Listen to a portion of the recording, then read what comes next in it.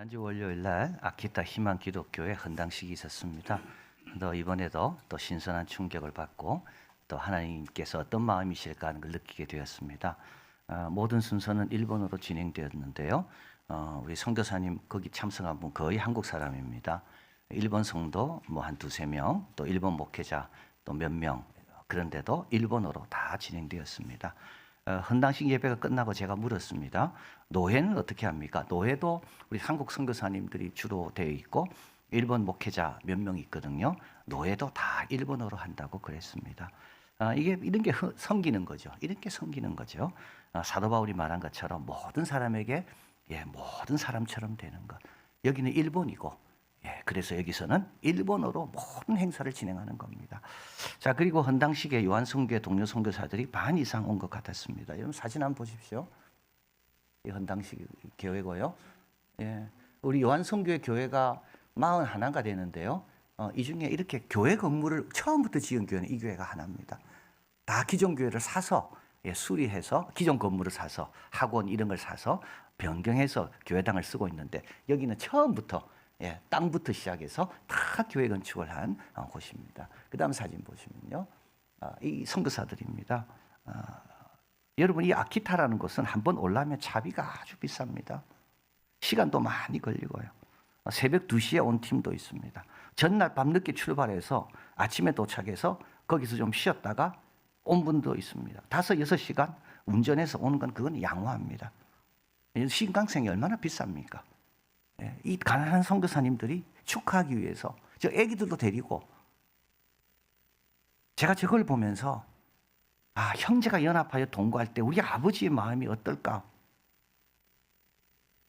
저렇게 자기 일이 아닌데도 불구하고 다른 선교사의 일에 그렇게 같은 마음으로 참석하는 그걸 보면서 우리 하나님이 얼마나 흐뭇해 하실까?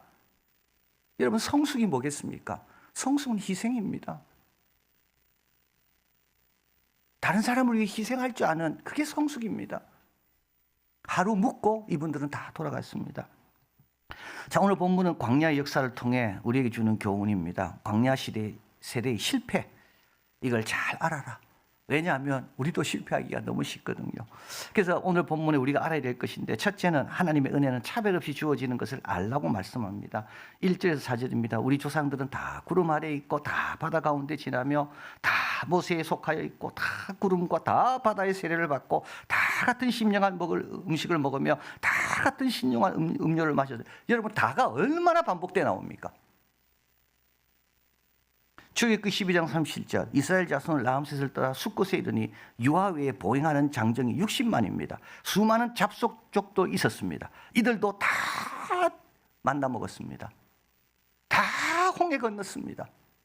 다 모세의 지도를 받았습니다. 골로새서 3장 11절 거기에는 헬라인, 유대인, 할레, 무할레, 야만인, 이건 헬라어를 모르는 사람들, 스구디아인, 이거는 야만인보다 더 야만인 동물 같은 사람들, 종이나 자유인 차별이 없습니다. 하나님께는 차별이 없습니다. 다 자녀입니다. 다 소중합니다. 요엘서 2장 28, 29절 그 외에 내가 내 영을 만민에게 부어주니 너희 자녀들은 장래를 말할 것이요 늙은이는 꿈을 것이며 젊은이는 이상을 볼 것이며 내 영을 남종과 여종에게 부어질 것이다. 여러분 하나님의 은혜는 차별이 없습니다. 예수의 이름으로 기도하는 자는 동일한 은혜를 받고 동일한 역사를 체험하는 겁니다. 자, 두 번째로 이 은혜를 받고도 넘어질 수가 있습니다. 5절 그러나 그들의 다수를 하나님이 기뻐하지 아니하였으므로 그들이 광야에서 멸망을 받았느니라. 여러분 참 이게 말도 안 되는 거죠. 말도 안 되는 거예요. 뭐가 말도 안 됩니까? 홍해를 건넌 사람이 왜 광야에서 넘어집니까? 홍해 건너기 전에 넘어졌다면 이해가 돼요. 그러나 홍해를 건너고 나서 넘어졌다니까요. 만나 먹기 전에 넘어졌다면 이해가 돼요. 만나 먹으면서 넘어졌다니까요. 자, 모세처럼 위대한 지도자가 아니라면 넘어질 수가 있어요. 그런데 모세처럼 위대한 지도자가 있는데도 넘어진다니까요.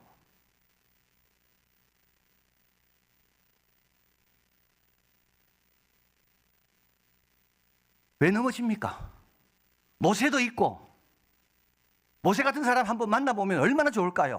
그 모세가 40년 동안 같이 있었다고요. 그 만나, 매일 내리는 그 만나, 기둥, 불기둥으로 오늘도 인도하시고, 그런데 왜 넘어집니까? 우상을 섬겼습니다. 7절, 그들 가운데 어떤 사람같이 너희는 우상을 숭배하는 자가 되지 마라. 기록도 안 봐 내 백성이 앉아서 먹고 마시며 일어나 뛰논다 한 것 같으니라. 이거는 모세가 십계명 받기 위해서 시내산에 올라갔을 때 그때 내용입니다. 자, 우리 하나님께서는 십계명을 주고 계십니다. 그리고 불살레과 오홀리압을 통해서 하나님의 성막을 지을 사람까지 지명해 주시고 계십니다. 하나님은 지금 열심히 모세에게 설명하고 있습니다. 시내산 위에서요. 근데 시내산 밑에서는 뭐 하고 있습니까? 우상을 세우고 뛰놀고 있습니다. 하나님과 안 맞는 거예요. 하나님과 안 맞아. 출애굽기 32장 8절, 그들이 내가 그들에게 명령한 길을 속히 떠나 자기를 위하여 송아지를 부어 만들고 그것을 예배하네요. 여러분, 누가 하나님을 속히 우상을 섬길까요? 두 가지입니다.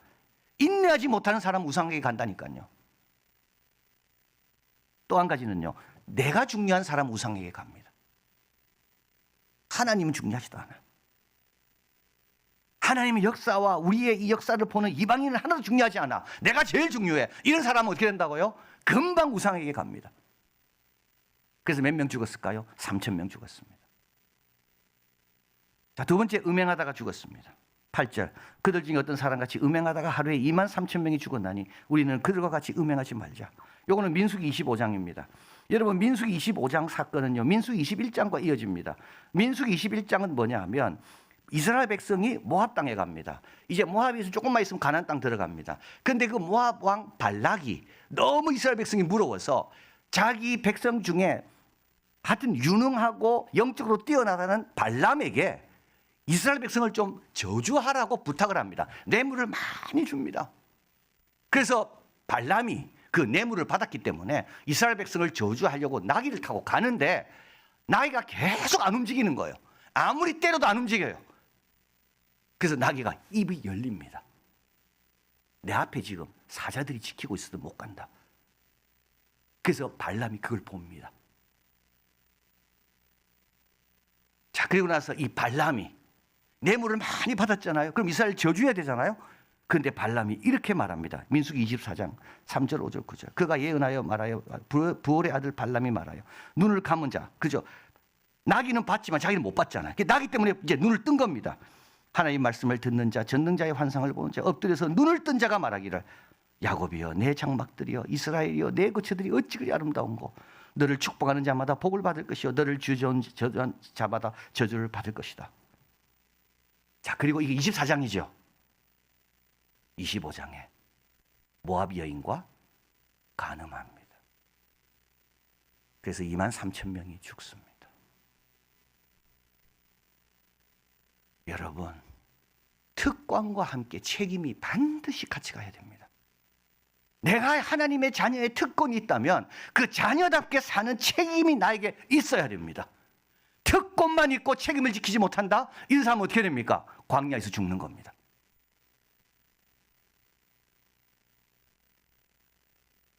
그래서 23,000명이 죽었습니다. 연병으로요.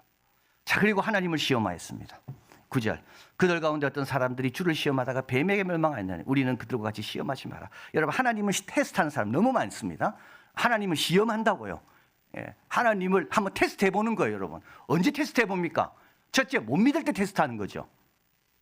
못 믿으니까 진짜 이 사람이 이걸 할 수 있는 거 없는가 한번 시험해 보는 겁니다. 믿음은 테스트가 필요가 없습니다. 또 한 가지는요, 두려워하면요 절대 테스트 못합니다. 누가 지금 미국을 테스트합니까?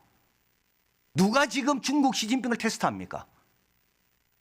여러분, 두려움이 없고 믿지 않으려고 하는 사람은 항상 뭐 한다고요? 하나님을 시험합니다.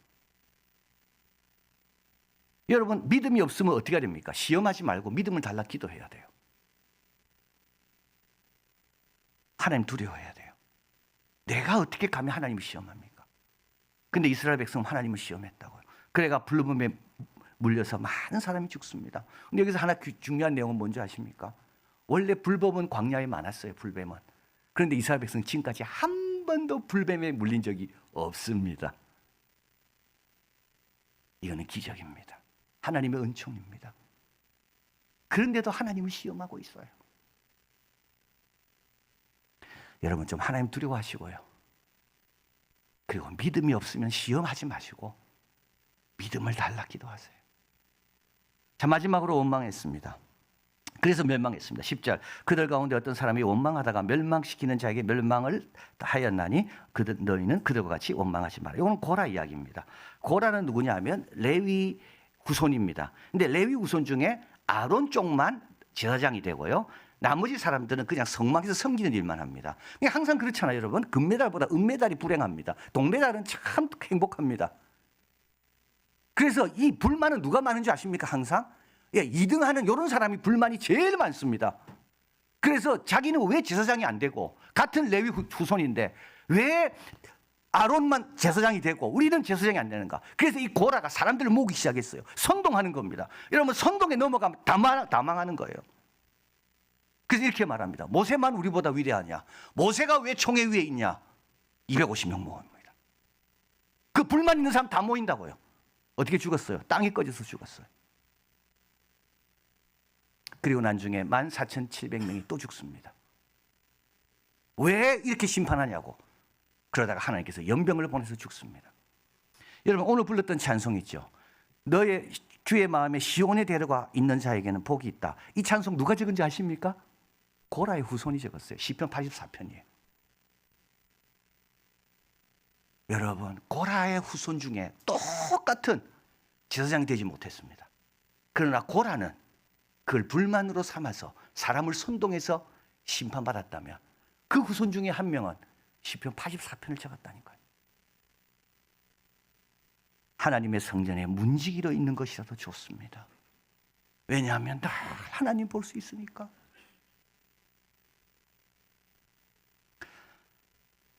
자, 6절 말합니다. 이러한 일은 우리의 본보기가 되어 우리와 하여금 그들 이 악을 즐거운 것 같이 즐겨하는 자가 되지 않게 하려 합니다. 그리고 나서 쭉 내 경우를 설명하고 또 마지막 결론으로 또 말합니다. 그들에게 일어난 이 일은 본보기가 되고 또 말씀을 만난 우리를 깨우치기 위하여 기록되었느니라. 알아야 됩니다. 우리가 잊어버리면 안 됩니다. 여러분, 알아야 됩니다. 다 은혜 받았지만 광야에서 많이 죽었습니다. 만나 먹으면서 죽고, 구름 기둥 불 기둥 가운데서 죽고, 모세가 지도하는데도 죽고, 신령한 음료를 마시면서도 죽고. 그래서 성경 기록해 놓은 겁니다. 조심하라고요. 계명 지켜라고요. 선동하는 사람에게 끌려다니지 말라고요. 중심을 잡으라고요. 자, 그리고 나서 이제 마지막으로 우리가 알아야 될 것을 말씀합니다. 참 유명한 구절입니다. 이 구절만큼 오늘까지 교회에 오랫동안 기록되는 말이 없다고 말할 정도로 아주 유명한 구절입니다. 12절입니다. 한번 읽어볼까? 같이 있습니다. 그런즉 선절로 생각하는 자는 넘어질까 조심해라. 야, 여러분, 이게 무슨 뜻인지 아십니까? 선절로 생각하는 자는 조심해라, 넘어진다. 이게 무슨 뜻인지 아십니까? 서 있는 걸 유지하기가 너무 어렵다는 겁니다. 서 있는 게 끝이 아니라는 거예요. 우리는 서기만 하면 끝이라고 생각하죠. 이 기도 응답만 받으면 끝이라고 생각합니다. 아닙니다. 서 있는 걸 유지한다는 것은 더 어렵습니다. 계속 서 있기 위해서 안전책이 필요합니다. 그건 하나님을 겸손히 의지하는 겁니다. 여러분 꼭 기억하시기 바랍니다. 하나님 보호에 어떤 것도 확실하거나 안전한 건 없습니다. 여러분 23,000명이 가능하잖아요. 여러분 숫자 많으면 안전할까요? 다 죽는 겁니다. 14,700명 모세를 반항했는데요. 14,700명이면 우리가 읽어갔죠. 다 죽었습니다. 가장 안전하고 가장 확실한 건 뭔지 아십니까? 우리 하나님이에요. 하나님의 계명이에요. 하나님의 뜻이에요. 그게 제일 안전하고 제일 확실한 겁니다. 선주를 하는 자들아, 이걸 지키는 가장 안전한 안전책은 뭐라고요? 늘 주님 겸손히 의지하는 겁니다. 주의 계명대로 사는 겁니다. 자, 그리고 또 아주 참 우리 모든 고통 가운데 있고 어려움 당하는 사람 중에 있는 사람들에게 위로가 되는 말씀, 그게 13절입니다. 사람이 감당할 시험 밖에는 너에게 당한 것이 없나니 오직 하나님은 미쁘사 너희가 감당치 못할 시험 당함을 하나님은 허락지 아니하시고 시험 당할 즈음에 또한 피할 길을 내사 너희로 능히 감당하게 하시느니라. 자, 어려움 속에도 절망할 일이 없습니다. 왜냐하면 다 두 가지 때문에 그렇습니다. 시험은 우리 힘에 비례해서 찾아옵니다. 시험은 그냥 오는 게 아닙니다. 우리 힘에 비례해서 찾아옵니다. 또 한 가지, 우리 힘은 시험에 비례해서 공급됩니다. 절망할 일이 없어요. 그런데 이거는 하나님의 미쁘심이에요. 하나님의 신실하심, 하나님의 앞선 조정하심. 여러분, 이런 마음 가지면 우리가 얼마나 좋을까요? 시험이 올 때마다 하나님, 내가 감당할 힘이 있다는 거네요. 이제 좀 평안하면 얼마나 좋을까요?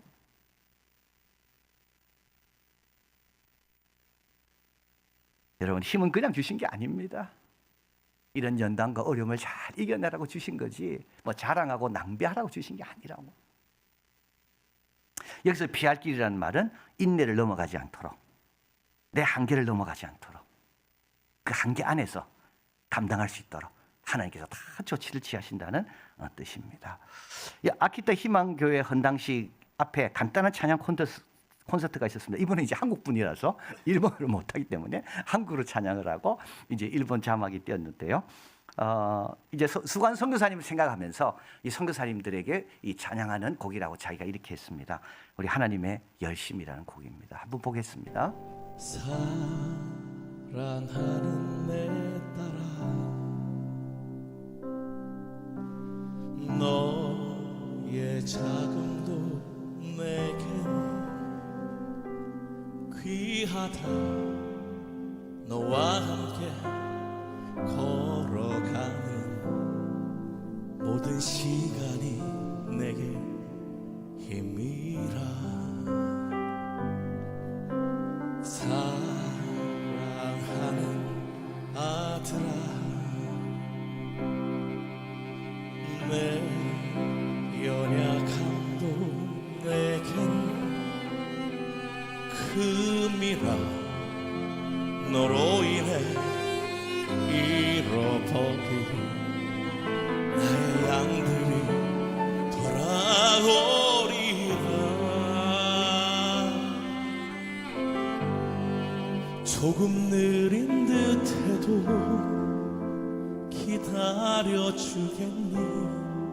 조금 더딘 듯해도 믿어줄 수 있니? 네가 가는 그 길 절대 헛되지 않으니 나와 함께 가자.